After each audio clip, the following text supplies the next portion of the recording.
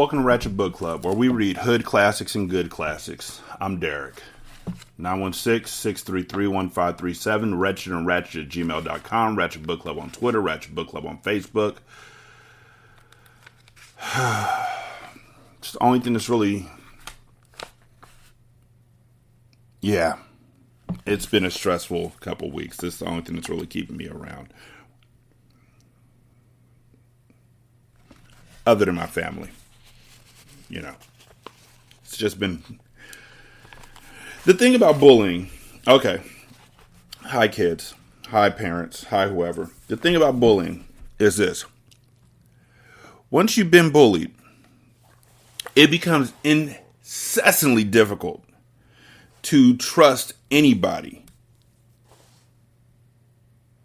Once you've been talked about behind your back, it's very difficult to not believe that the next person talking behind your back because it's happened to you before and it'll happen to you again. You know what I'm saying? And I'm not saying I've been bullied recently. I haven't. I'm just saying that some things have happened that have brought feelings back that I thought were completely gone and disappeared. And yet when people have bullied you before, if they do even the smallest thing to you again, it comes right back. And the thing about social media is, even if you drop them off and leave them behind, a lot of people who they might have been friends with when they were acting like they were friends with you still mess with them. And so you still see them in your circles. And you know what they did and they know what they did. But nobody else believes you when you tell them what they did. That's sometimes how I feel like Matilda feels. Like she's younger and she can't probably emote it like that. But it's just like, yo, y'all all see what she's doing to me, what my dad is doing to me, what the Trunchbull is doing. Why are y'all not standing up?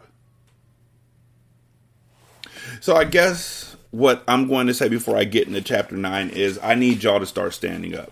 Stand up for your kids. First of all, if you're a parent listening to this, if you're an uncle listening to this, or an aunt listening to this, or a guardian listening to this, or a friend of a family listening to this, or somebody who likes kids and has kids around them listening to this, stand up for and believe your children. Before anybody else.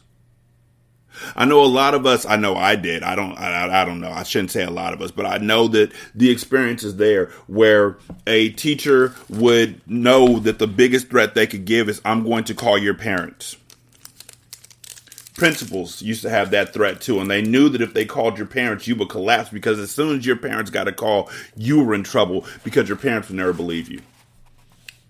There was a circumstance once where my mom whooped me as soon as she got a call and picked up the phone and the teacher was like, "Hi, I'm Miss So-and-so." And my mom put the teacher on hold and whooped me and then came back to the phone to find out the teacher just wanted to congratulate me on winning the spelling bee that day. I had told my mom I won the spelling bee. I told her earlier that day. But when the teacher called, my mom immediately believed that something bad had happened. And so I got a whooping out, jump. And then she found out that I had done something good, which I had already told her about. And so I got told that I was getting whooped for something I thought I got away with. Believe your kids. Trust your kids and let your kids know it's okay to come to you with their fears, with their worries, with their issues. Come unto me, all ye who labor, and I will give you rest is not just a Bible verse. It should be your life choice. It should be your mindset. If your kids, if your friends, if your people have worries, they should be able to come to you and know that you're going to trust and believe in them. And that's what kids don't have. They don't have that safety net. They don't have parents who believe in them because the parents grew up with parents who didn't believe in them. And so they feel like if they believe in them, they're going to make their kids soft. And that's the problem with society. Your kids are supposed to be soft. They're kids. Why should your kid want to be hard at the age of 9? What exactly is that? So protect your children. Protect them from bullies. Protect them from yourselves. And protect them from evil. Please. Chapter 9. The Parents. When Miss Honey emerged from the head mistress's study, most of the children were outside on the playground. Her first move was to go around to the various teachers who taught the senior class and borrow from them a number of textbooks, books on algebra, geometry, French, English literature, and the like. Then she sought out Matilda and called her into the classroom. There is no point, she said, in you sitting in class doing nothing while I'm teaching the rest of the form the 2 times table and how to spell cat and rat and mouse. So during each lesson, I shall give you one of these textbooks to study. At the end of the lesson, you can come up to me with your questions if you have any, and I shall try to help you. How does that sound? Thank you, Miss Honey, Matilda said. That sounds fine. I'm sure, Miss Honey said, that we'll be able to get you moved into a much higher form later on, but for the moment, the headmistress wishes you to stay where you are. Very well, Miss Honey, Matilda said. Thank you so much for getting these books for me. What a nice child she is, Miss Honey thought. I don't care what her father said about her. She seems very quiet and gentle to me, and not a bit stuck up in spite of her brilliance. In fact, she hardly seems aware of it. So when the class reassembled, Matilda went to her desk and began to study an open book on geometry, which Miss Honey had given her. The teacher kept half an eye on her all the time, and noticed that the child very soon became deeply absorbed in the book. She never glanced up once during the entire lesson. You know, when I was in 3rd grade, the teachers realized that I was getting such high grades that my mom had taught me. And so I knew stuff. And so the stuff the teachers were teaching me weren't really teaching me anything. And so I would pull out a book and read. This was the agreement that the teacher had made with my mom, was that I would pull out a book, not like a school book, but I would just pull out a book and read after I finished my work, which was usually pretty early on in the sessions. And then a substitute came in and they saw that I was reading and told the principal. And the principal called my mom. And this time my mom did stand up for me. And my mom was like, yeah, he's advanced. And so he knows what is already going on. And so the teacher allows him to read a book. And the principal was like, well, we can't just let him read a book because that makes the other kids feel like he's ahead of them and he's better than them. And we don't want them to think that. And so my mom talked with the teacher and told them what the principal had said. And they came up with an idea where I was to, after I finished my work, my job was to go around and help other kids who might have questions because the teacher was, busy doing other things. So I would go around and help kids with their whatever they were having issues with. And everything was fine. Like, don't shame your kids. Don't make them feel different. Don't call them out. There's better ways to be people than by thinking that you have to treat your kids the way somebody treated you. And I'm really sorry if somebody treated you like that. I am. But there's other ways to be. And you can be the difference. Generational change can start with you. Miss Honey, meanwhile, was making another decision. She was deciding that she would go herself and have a secret talk with Matilda's mother and father as soon as possible. She simply refused to let the matter rest where it was. The whole thing was ridiculous. She couldn't believe that the parents were totally unaware of their daughter's remarkable talents. After all, Mr. Wormwood was a successful motor car dealer, so she presumed that he was fairly intelligent. In any event, parents never underestimated the abilities of their own children. Quite the reverse. Sometimes it was well nigh impossible for a teacher to convince the proud father or mother that their beloved offspring was a complete nitwit.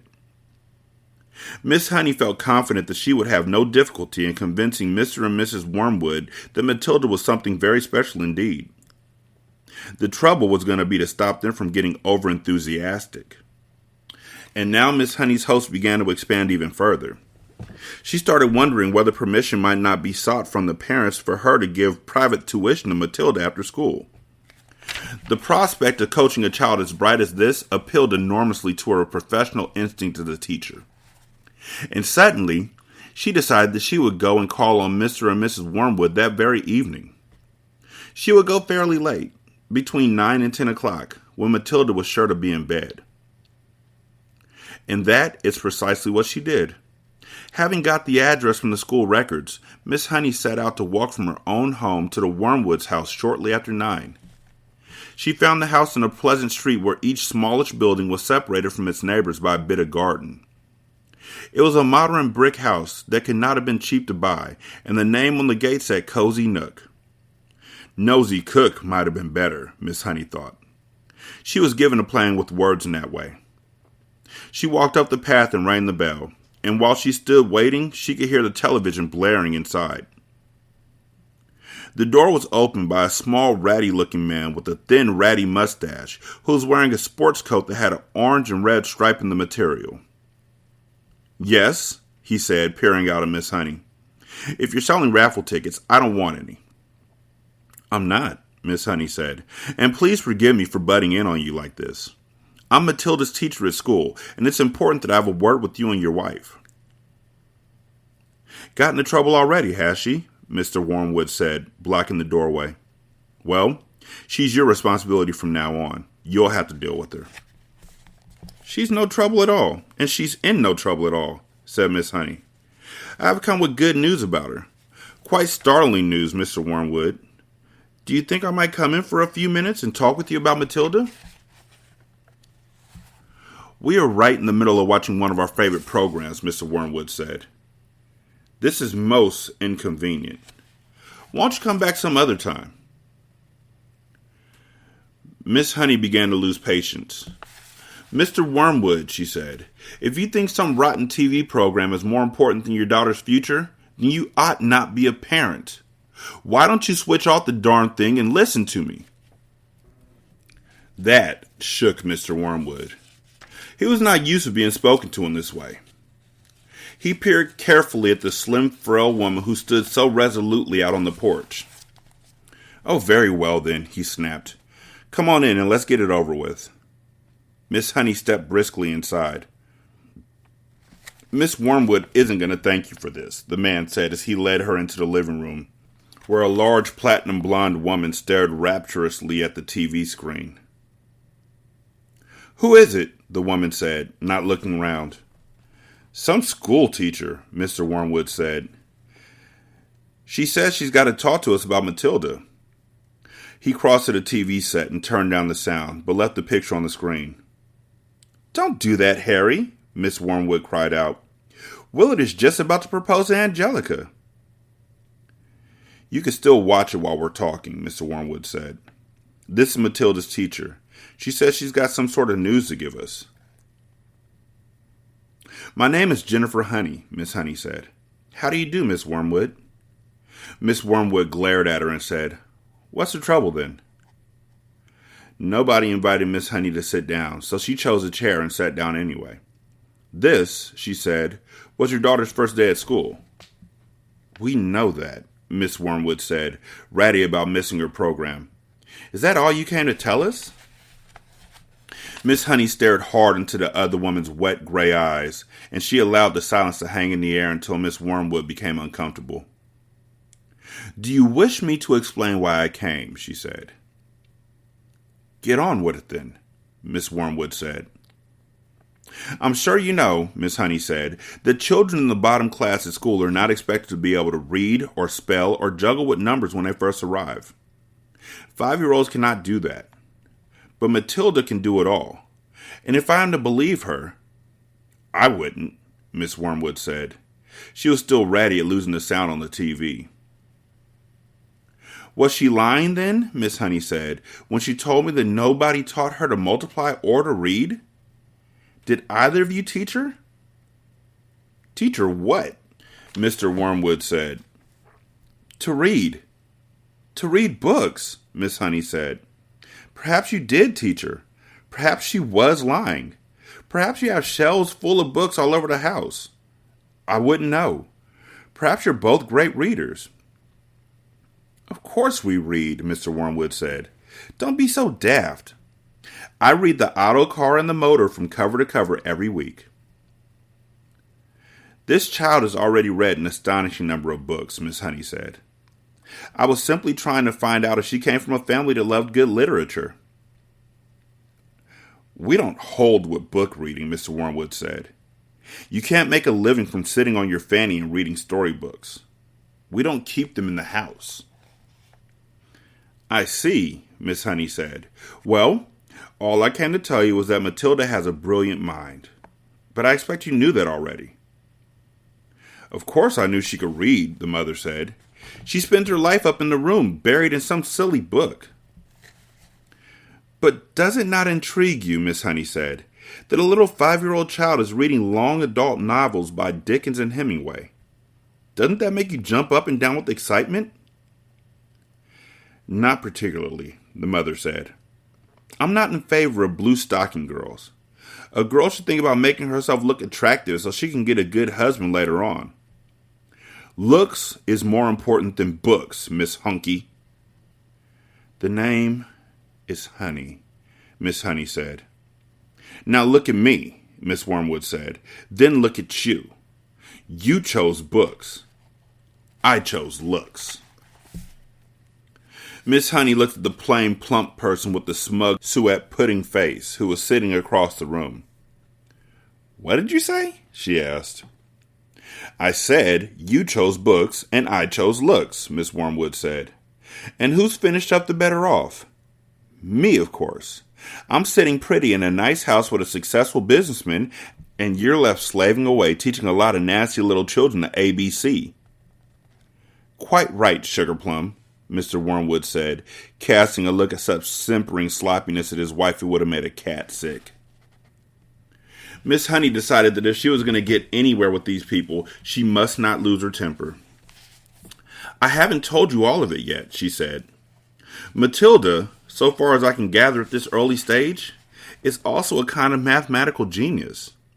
She can multiply complicated figures in her head like lightning. What's the point of that when you can buy a calculator? Mr. Wormwood said. A girl doesn't get a man by being brainy, Miss Wormwood said.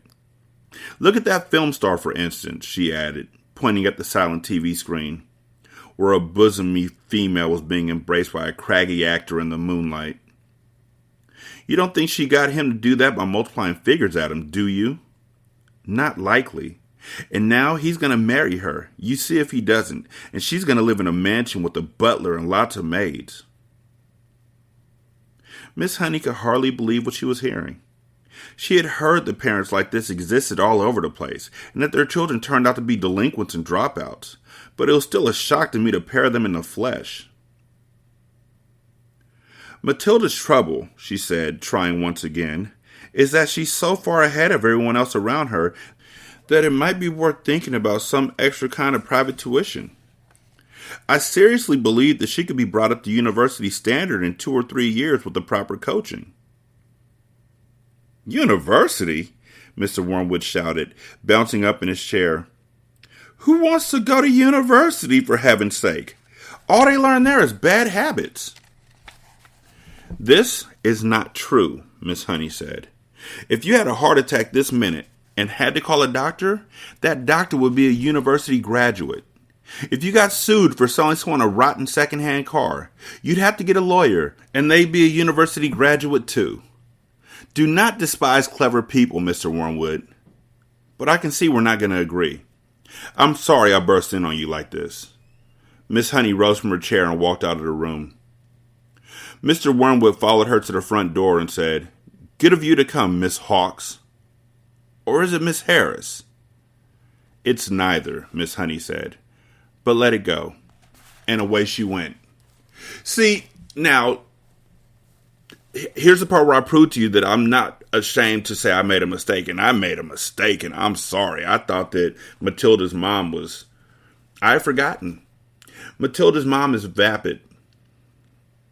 And she's focused only on money chasing, and she doesn't believe that her daughter's a good person either.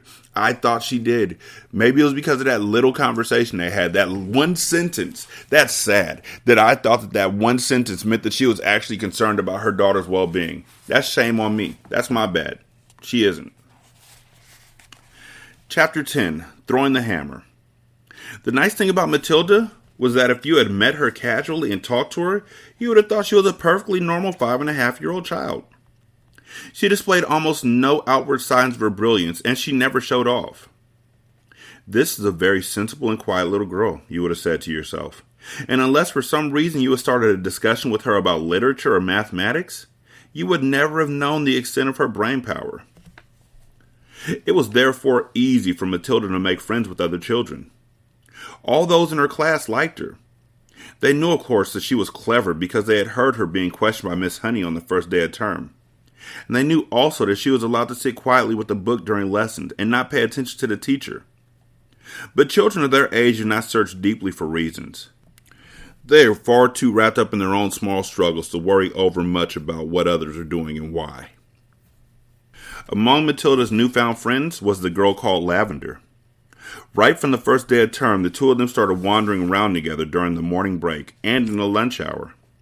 Lavender was exceptionally small for her age, a skinny little nymph with deep brown eyes and dark hair that was cut in a fringe across her forehead. Matilda liked her because she was gutsy and adventurous. She liked Matilda for exactly the same reasons. Before the first week of term was up, awesome tales about the headmistress, Miss Trunchbull, began to filter through to the newcomers. Matilda and Lavender, standing in a corner of the playground during morning break on the third day, was approached by a rugged 10-year-old with a boil on her nose called Hortensia. "New scum, I suppose," Hortensia said to them, looking down from her great height. She was eating from an extra-large bag of potato chips and was digging the stuff out in handfuls. "Welcome to Borstal," she said, spraying bits of chips out of her mouth like snowflakes. The two tiny ones, confronted by this giant, kept a watchful silence. "Have you met the Trunchbull yet?" Hortensia asked. "We've seen her at prayers," Lavender said, "but we haven't met her." "You've got a treat coming to you," Hortensia said. "She hates very small children. She therefore loathes the bottom class and everyone in it. She thinks 5-year-olds are grubs that haven't hatched out yet." In went another fistful of chips, and when she spoke again, out sprayed the crumbs. "If you survive your first year, you may just manage to live through the rest of your time here. But many don't survive. They get carried out on stretchers screaming. I've seen it often." Hortensia paused to observe the effect these remarks were having on the two titchy ones. Not very much. They seemed pretty cool, so the large one decided to regale them with further information. "I suppose you know the Trunchbull has a lock-up cupboard in her private quarters called the Chokey. Have you heard about the Chokey?" Matilda and Lavender shook their heads and continued to gaze up at the giant. Being very small, they were inclined to mistrust any creature that was larger than them, especially senior girls. "The Chokey," Hortensia went on, "is a very tall but very narrow cupboard. The floor is only 10 inches square, so you can't sit down or squat in it. You have to stand. And 3 of the walls are made with cement with bits of broken glass sticking out all over, so you can't lean against them. You have to stand more or less at attention all the time when you get locked up in there. It's terrible." "Can't you lean against the door?" Matilda asked. "Don't be daft," Hortensia said. "The door's got thousands of sharp, spiky nails sticking out of it. They've been hammered through from the outside, probably by the Trunchbull herself." "Have you ever been in there?" Lavender asked. "My first term, I was in there 6 times, Hortensia said. Twice for a whole day, and the other times for 2 hours each. But 2 hours is quite bad enough. It's pitch dark, and you have to stand up dead straight, and if you wobble at all, you get spiked either by the glass on the walls or the nails on the door." "Why were you put in?" Matilda asked. "What had you done?" "The first time," Hortensia said, "I poured half a tin of golden syrup on the seat of the chair the Trunchbull was going to sit on at prayers. It was wonderful. When she lowered herself into the chair, there was a loud squelching noise similar to that made by a hippopotamus when lowering his foot into the mud on the banks of the Limpopo River. But you're too small and stupid to have read the Just So stories, aren't you?" "I've read them," Matilda said. "You're a liar," Hortensia said amiably. "You can't even read yet." "But no matter. So when the Trunchbull set down the golden syrup, the squelch was beautiful.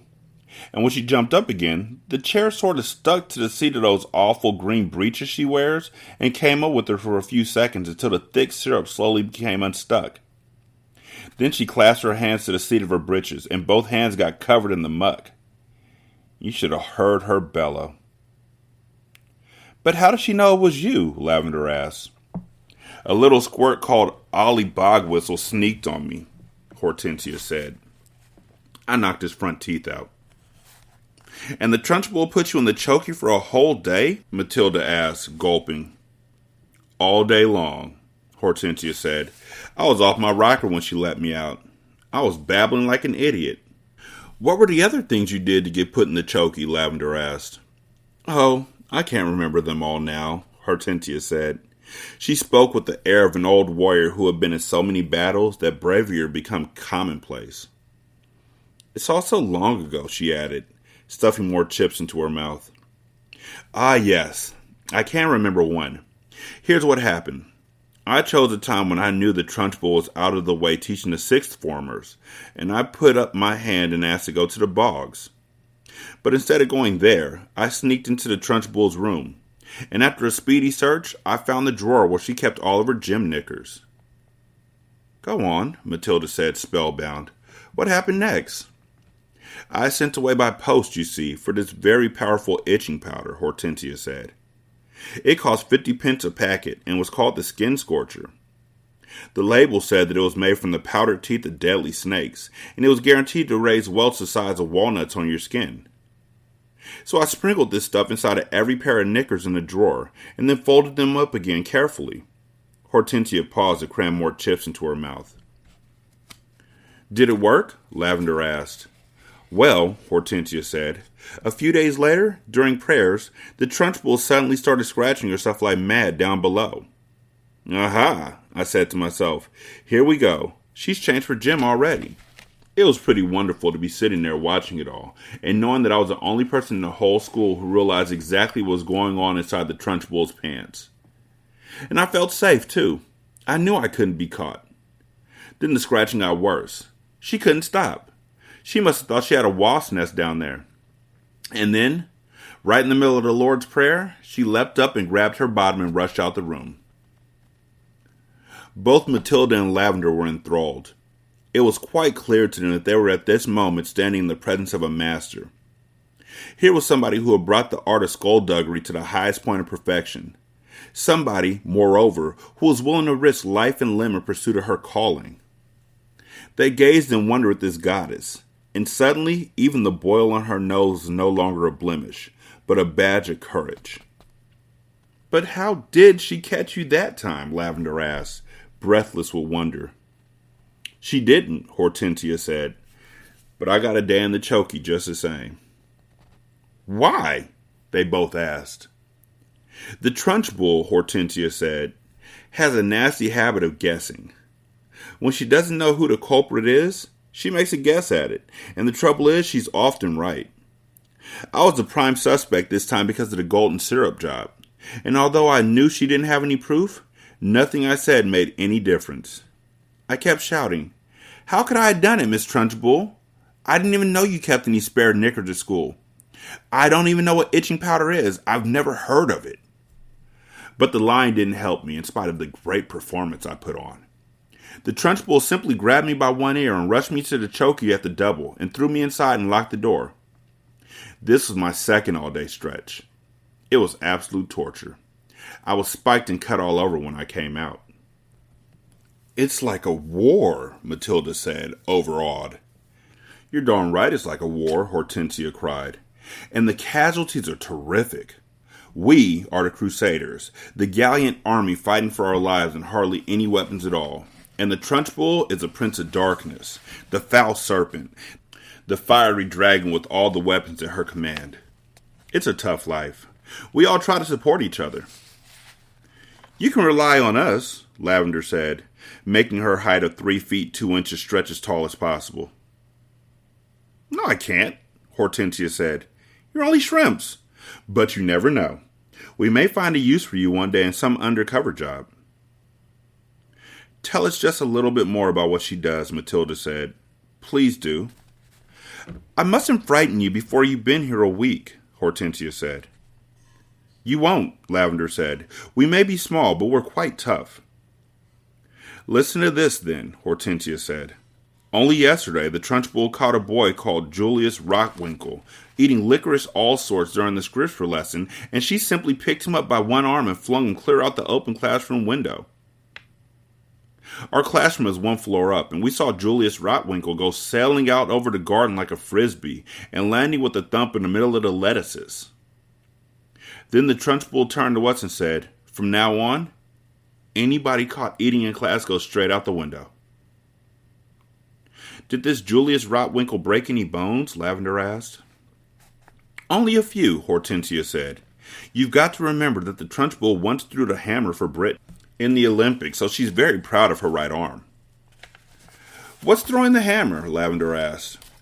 "The hammer," Hortensia said, "is actually a ruddy great cannonball on the end of a long bit of wire, and the thrower whisks it round and round his or her head faster and faster and then lets it go.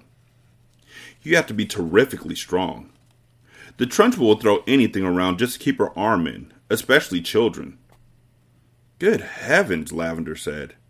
"I once heard her say," Hortensia went on, "that a large boy is about the same weight as an Olympic hammer, and therefore he's very useful for practicing with." At that point, something strange happened. The playground, which up to then had been filled with shrieks and the shouting of children at play, all at once became silent as the grave. "Watch out," Hortensia whispered. Matilda and Lavender glanced around and saw the gigantic figure of Miss Trunchbull advancing through the crowds of boys and girls with menacing strides. The children drew back hastily to let her through, and her progress across the asphalt was like that of Moses going through the Red Sea when the waters parted. A formidable figure she was, too, in her belted smock and green breeches. Below the knees, her calf muscles stood out like grapefruits inside her stockings. "Amanda Thripp," she was shouting. "You, Amanda Thripp, come here." "Hold your hats," Hortensia whispered. "What's going to happen?" Lavender whispered back. "That idiot Amanda," Hortensia said, "has let her long hair grow even longer during the hauls, and her mother has plaited them into pigtails. Silly thing to do." "Why silly?" Matilda asked. "If there's one thing the Trunchbull can't stand, it's pigtails," Hortensia said. Matilda and Lavender saw the giant in green breeches advancing upon a girl of about 10, who had a pair of plaited golden pigtails hanging over her shoulders. Each pigtail had a blue satin bow at the end of it, and it all looked very pretty. The girl wearing the pigtails, Amanda Thripp, stood quite still, watching the advancing giant, and the expression on her face was one that you might find on the face of a person who was trapped in a small field with an enraged bull that's charging flat out towards her. The girl was glued to the spot, terror-struck, pop-eyed, quivering, knowing for certain that the day of judgment had come for her at last. Miss Trunchbull had now reached the victim and stood towering over her. I want those filthy pigtails off before you come back to school tomorrow," she barked. "Chop them off and throw them in the dustbin. Do you understand?" Amanda, paralyzed with fright, managed to stutter. "My mummy likes them. She plates them for me every morning." "Your mummy's a twit," the Trunchbull bellowed. She pointed a finger the size of a salami at the child's head and shouted, "You look like a rat with a tail coming out of his head." "My mummy thinks I look lovely, Miss Trunchbull," Amanda stuttered, shaking like a blancmange. "I don't give a tinker's toot what your mummy thinks," the Trunchbull yelled, and with that she lunged forward and grabbed hold of Amanda's pigtails in her right fist and lifted the girl clear off the ground. Then she started swinging her around and around her head, faster and faster, and Amanda was screaming blue murder, and the Trunchbull was yelling, "I'll give you pigtails, you little rat." "Shades of the Olympics," Hortensia murmured. "She's getting up to speed now, just as she does with the hammer. 10-1 she's going to throw her." And now the Trunchbull was leaning back against the weight of the whirling girl and pivoting expertly on her toes, spinning round and round, and soon Amanda Thripp was traveling so fast she became a blur. And suddenly, with a mighty grunt, the Trunchbull let go of the pigtails, and Amanda went sailing like a rocket right over the wire fence of the playground and high up into the sky. "Well thrown, sir!"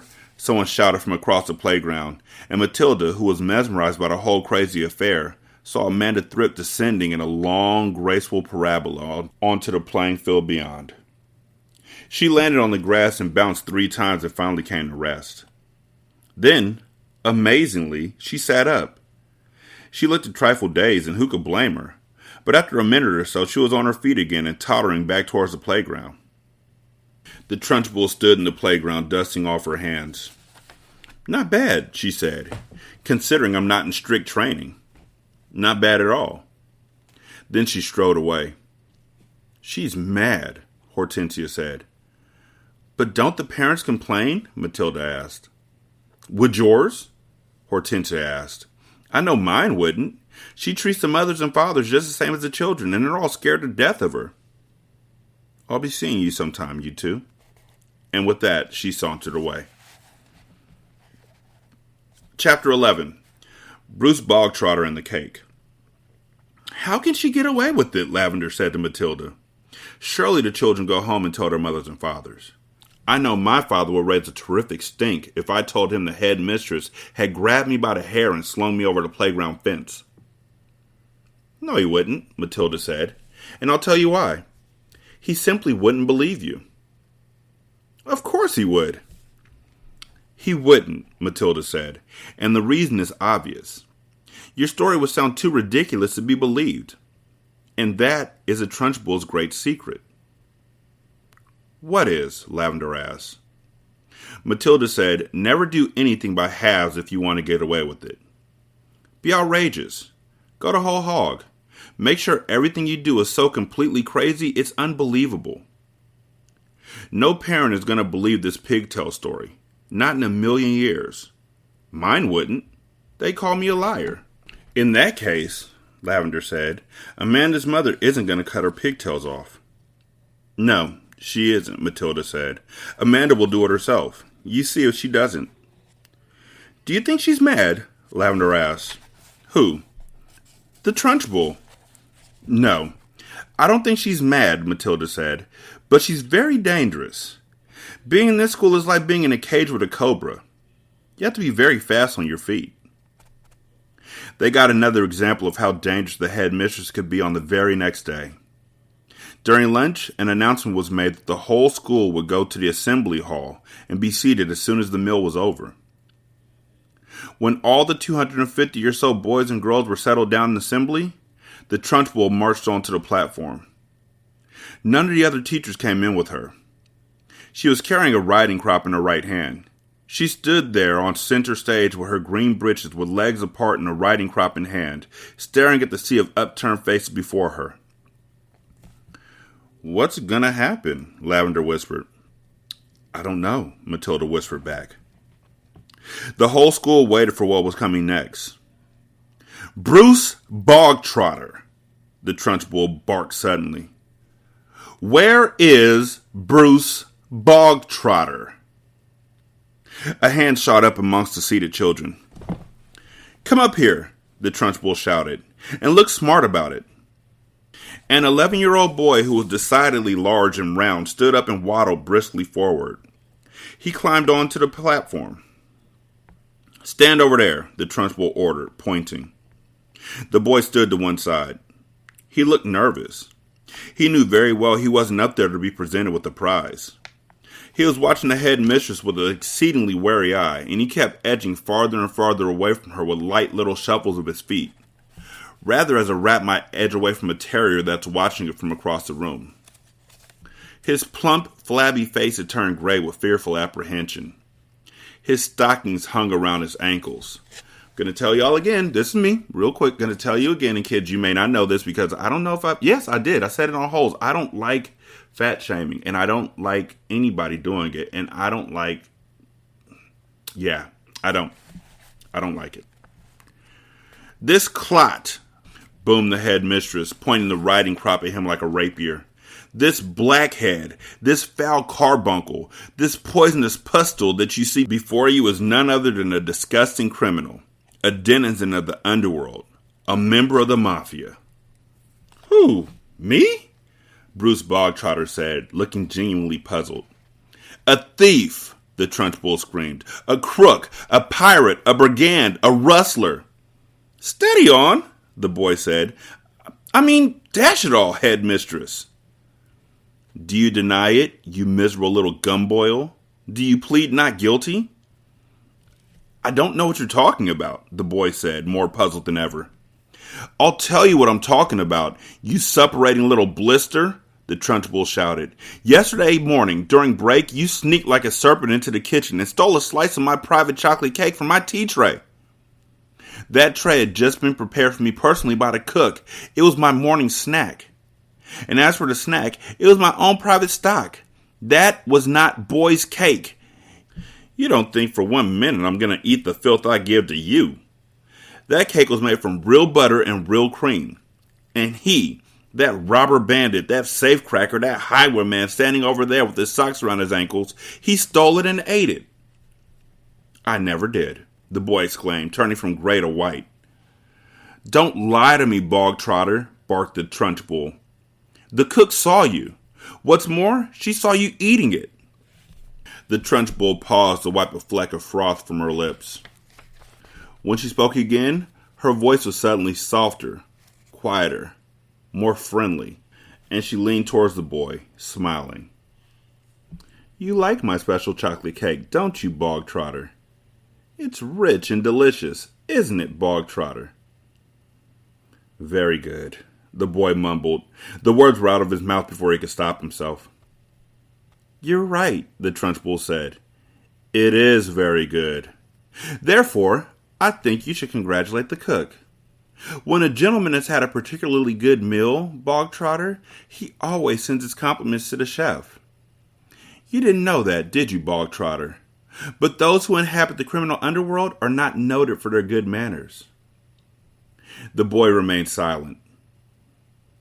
This is me. That's his right. He has a right to remain silent, so I'm not mad at him. Cook! The Trunchbull shouted, turning her head towards the door. Come here, cook. Bog trotter wishes to tell you how good your chocolate cake is. The cook, a tall, shriveled female who looked as though all of her body juices had been dried out of her long ago in a hot oven, walked onto the platform wearing a dirty white apron. Her entrance had clearly been arranged beforehand by the head mistress. Now then, bog trotter, the Trunchbull boomed. Tell cook what you think of her chocolate cake. Very good, the boy mumbled. You could see he was now beginning to wonder what all this was leading up to. The only thing he knew for certain was that the law forbade the Trunchbull to hit him with the riding crop that she kept smacking against her thigh. That was some comfort, but not much because the Trunchbull was totally unpredictable. One never knew what she was going to do next. There you are, cook, the Trunchbull cried. Bog trotter likes your cake. He adores your cake. Do you have any more of your cake you can give him? I do indeed, the cook said. She seemed to have learnt her lines by heart. Then go and get it, and bring a knife to cut it with. The cook disappeared. Almost at once she was back again, staggering under the weight of an enormous round chocolate cake on a china platter. The cake was fully 18 inches in diameter, and it was covered with dark brown chocolate icing. Put it on the table, the Trunchbull said. There was a small table center stage with a chair behind it. The cook placed the cake carefully on the table. Sit down, bog trotter, the Trunchbull said. Sit there. The boy moved cautiously to the table and sat down. He stared at the gigantic cake. There you are, bog trotter, the Trunchbull said, and once again her voice became soft, persuasive, even gentle. It's all for you. Every bit of it. As you enjoyed that slice you had yesterday so very much, I ordered cook to bake you an extra large one all for yourself. Well, thank you, the boy said, totally bemused. Thank cook, not me, the Trunchbull said. Thank you, cook, the boy said. The cook stood there like a shriveled bootlace, tight-lipped, implacable, disapproving. She looked as though her mouth was full of lemon juice. Come on, then, the Trunchbull said. Why don't you cut yourself a nice thick slice and try it? What? Now? The boy said, cautious. He knew there was a catch in this somewhere, but he wasn't sure where. Can't I take it home instead? He asked. That would be impolite, the Trunchbull said, with a crafty grin. You must show Cookie here how grateful you are for all the trouble she's taken. The boy didn't move. Go on. Get on with it, the Trunchbull said. Cut a slice and taste it. We haven't got all day. The boy picked up the knife and was about to cut into the cake when he stopped. He stared at the cake. Then he looked up at the Trunchbull. Then at the tall, stringy cook with her lemon juice mouth. All the children in the hall were watching tensely, waiting for something to happen. They felt certain it must. The Trunchbull was not a person who would just give someone a whole chocolate cake to eat just out of kindness. Many were guessing that it had been filled with pepper, or castor oil, or some other foul-tasting substance that would make the boy violently sick. It might even be arsenic, and the boy would be dead in 10 seconds flat. Or perhaps it was a booby-trap cake, and the whole thing would blow up the minute it was cut, taking Bruce Bogtrotter with it. No one in the school put it past the Trunchbull to do any of these things. "I don't want to eat it," the boy said. "Taste it, you little brat," the Trunchbull said. "You're insulting the cook." Very gingerly, the boy began to cut a thin slice of the vast cake. Then he levered the slice out. Then he put down the knife and took the sticky thing in his fingers and slowly started to eat it. "It's good, isn't it?" "Very good," the boy said, chewing and swallowing. He finished the slice. "Have another," the Trunchbull said. "That's enough, thank you," the boy murmured. "I said, have another," the Trunchbull said, and now there was an altogether sharper edge to her voice. "Eat another slice. Do as you're told."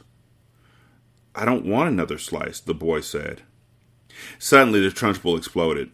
"Eat!" she shouted, banging her thigh with the riding crop. "If I tell you to eat, you will eat. You wanted cake, you stole cake, and now you've got cake. What's more, you're going to eat it. You do not leave this platform, and nobody leaves this hall until you've eaten the entire cake that's sitting in front of you. Do I make myself clear, Bogtrotter? Do you get my meaning?" The boy looked at the Trunchbull. Then he looked down at the enormous cake. "Eat! Eat! Eat!" the Trunchbull was yelling. Very slowly, the boy cut himself another slice and began to eat it. Matilda was fascinated. "Do you think he can do it?" she whispered to Lavender. "No," Lavender whispered back. "It's impossible. He'd be sick before he's halfway through." The boy kept going. When he finished the second slice, he looked at the Trunchbull, hesitating. "Eat!" she shouted. "Greedy little thieves who like to eat cake must have cake. Eat faster, boy, eat faster. We don't want to be here all day. And don't stop like you're doing now. Next time you stop before it's all finished, you'll go straight into the chokey, and I'll lock the door and throw the key down the well." The boy cut a third slice and started to eat it. He finished this one quicker than the other two, and when that was done, he immediately picked up the knife and cut the next slice. In some peculiar way, he seemed to be getting into a stride. Matilda, watching closely, saw no signs of distress in the boy yet. If anything, he seemed to be gathering confidence as he went along. "He's doing well," she whispered to Lavender. "He'll be sick soon," Lavender whispered back. "It's gonna be horrid."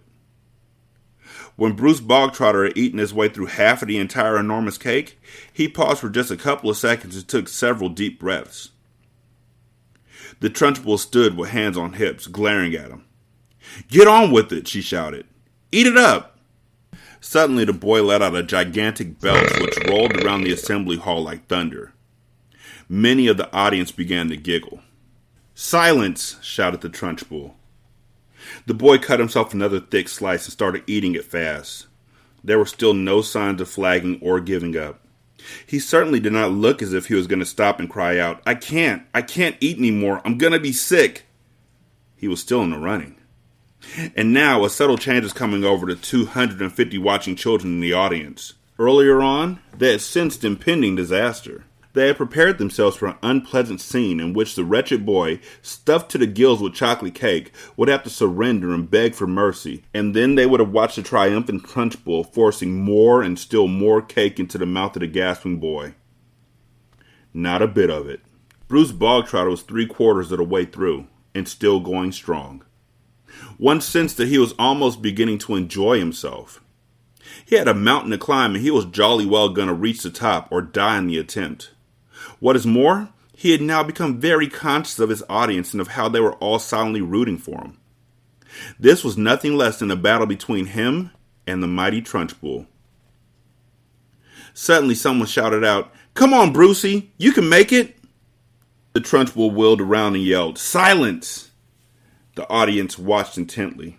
They were thoroughly caught up in the contest. They were longing to start cheering, but they didn't dare. "I think he's going to make it," Matilda whispered. "I think so too," Lavender whispered back. "I wouldn't have believed anyone in the world could eat the whole of a cake that size." "The Trunchbull doesn't believe it either," Matilda whispered. "Look at her. She's turning redder and redder. She's going to kill him if he wins." The boy was slowing down now. There was no doubt about that. But he kept pushing the stuff into his mouth with the dogged perseverance of a long-distance runner who has sighted the finish line and knows he must now keep going.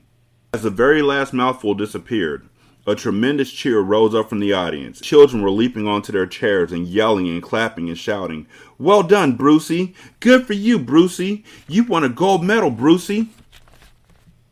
The Trunchbull stood motionless on the platform. Her great horsey face had turned the color of molten lava, and her eyes were glittering with fury. She glared at Bruce Bogtrotter, who was sitting on his chair like some huge overstuffed grub, replete, comatose, unable to move or to speak. A fine sweat was beading his forehead, but there was a grin of triumph on his face. Suddenly, the Trunchbull lunged forward and grabbed the large empty china platter on which the cake had rested. She raised it high in the air and brought it down with a crash right on top of the wretched Bruce Bogtrotter's head, and pieces flew all over the platform. The boy was by now so full of cake he was like a sack full of wet cement, and you couldn't have hurt him with a sledgehammer. He simply shook his head a few times and went on grinning. "Go to blazes!" screamed the Trunchbull, and she marched off the platform, followed closely by the cook. See, here's what the Trunchbull wanted to happen, and here's why she did what she did. She wanted them to come in after lunch because she knew Bruce was going to eat lunch because he's a bigger boy. She knew he'd eat lunch. He'd come in after lunch. His stomach would be full from lunch, and then he'd have to eat this whole this whole cake. And then he conquered it. So she resorted to violence. That's so horrible in so many different ways. And to know that the parents wouldn't have done a thing, didn't do a thing for Amanda, wouldn't have done a thing for Bruce, don't do things for their kids when their kids come home and tell them, "I got stuck in a box with glass sticking out of it and nails sticking out of it, and I had to stand there all day long." Parents, we have to stand up for our kids. I mean, I know that, a lot of people may think that because somebody's in a position that exudes power or is supposed to exude power, that they're better than you or stronger than you or more worthy of respect than you or meaner than you or whatever it may be. And that's not true. A principal is nothing more than a teacher who got promoted. They don't apply to be, they don't go to school to be a principal. There's no studies for principal. They go to school to be a teacher, and then they graduate from college, and they go work as a teacher, and then over the span of time, a position might open up, and they'll be promoted. And that's how you become a principal or a vice principal. There's no pomp and circumstance to it. You just apply for a job. It's a promotion. So your son or daughter or gender non-conforming child, your child, let's do it like that. Your child may have a teacher in the 4th grade that by the time they're in 6th grade will be their principal. Would you be worried about them then? Would you be scared to talk to the principal then? Would you be scared to stand up for your child then? No, then don't be scared to stand up for this one, because this one was somebody's 2nd grade teacher at some point too. I tell teachers, I'm like, yo, don't come for my child, because I have receipts and you'll get read.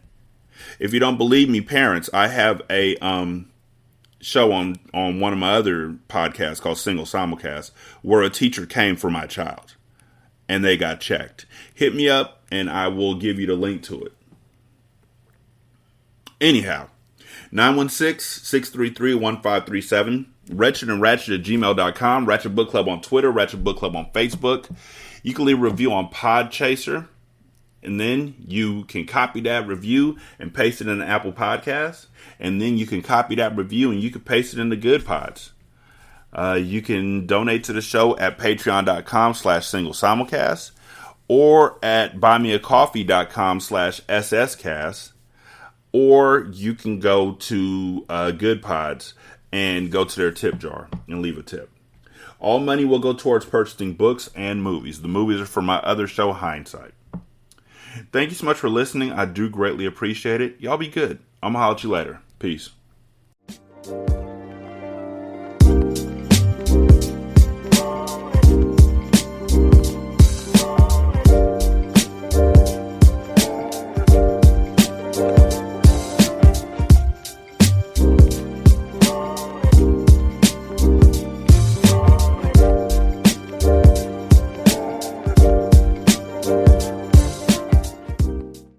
The intro and outro to Ratchet Book Club is by That Kid Garan, and it's called Goodbyes. You can email him at tkgbeats94@gmail.com for more information on how to lease this beat. This is Single Simulcast. Don't know by now that you slip.